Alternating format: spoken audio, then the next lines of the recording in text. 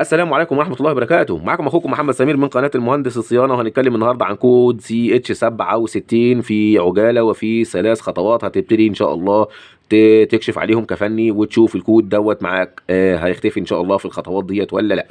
كود CH67 يا جماعة، أول حاجة هنتأكد إن موتور المروحة بتاع الوحدة الخارجية مش قافش، يعني الموتور سهل الدوران. يعني حضرتك لما تيجي تلف الموتور كده بصباعك كده أو بإيدك تحس إن الموتور معاك سهل الدوران، مش تقيل، البليه بتاعته مش تقيله، الموتور مش قافش. لان الموتور لو قافش هيكتب لك CH67. يبقى اول حاجه معانا تخش على موتور المروحه وتشوف لي موتور المروحه قافش ولا مش قافش. طب ايه تاني ممكن اشوفه في موتور المروحه؟ ممكن يكون عندك لا قدر الله فار دخل معبي اكياس في الوحده، وده احنا بنشوفه وكتير. بالكيسه بتبقى محشوره بين موتور المروحه وبين الريشه، فبالتالي بيعمل عمليه قفش للريشه، والريشه ما بتدورش. كل اللي عليك انك لو وجدت الكيسه او لو وجدت قطعه قماش او لو وجدت قش عصافير، انك بتفك الحاجه اللي موجوده في المحيط بتاع ريشه موتور المروحه وتلف الموتور المروحه بايدك. لو لقيت الريشه دورت معاك بشكل جيد وسهله الدوران، هتشغل جهاز تكييفك ان شاء الله.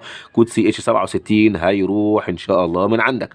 طيب رقم 2، هتشوف لي اطراف موتور المروحه. طبعا موتور المروحه دوت ما بيشتغلش كده لوحده، موتور المروحه دوت بياخد كهرباء من البورده. يبقى ان شاء الله هتمشي لي مع اطراف موتور الاسلاك بتاعته اللي هي خارجه من موتور المروحه رايحه للبورده، تمشي مع الاسلاك بتاعته وتشوف لي الاسلاك بتاعته فيها قطع ولا لا. طيب رقم 3، تشوف لي السوكت بتاعه راكب كويس في الكارته ولا السوكت مملح ومحتاج تنظيف بسبراي وترجع تركبه تاني معاك. لو عملت كده ان شاء الله الكود بتاعك CH67 هيختفي ان شاء الله معاك.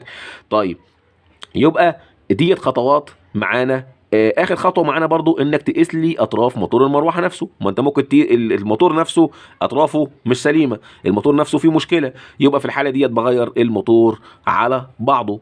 يبقى ديت ان شاء الله علشان نلغي الكود دوت معانا في وحده تكييف، ان شاء الله تتبع الخطوات اللي احنا ذكرناها.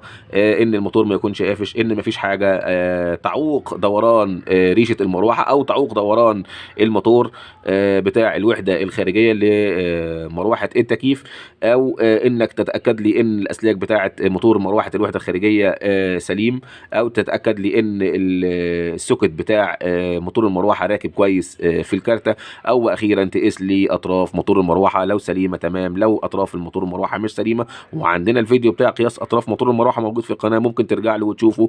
وده كان الفيديو بتاع النهارده بخصوص CH67. يا رب الفيديو ينول اعجابكم، وانا اشكركم ونلقاكم في الفيديو القادم، والسلام عليكم ورحمه الله وبركاته.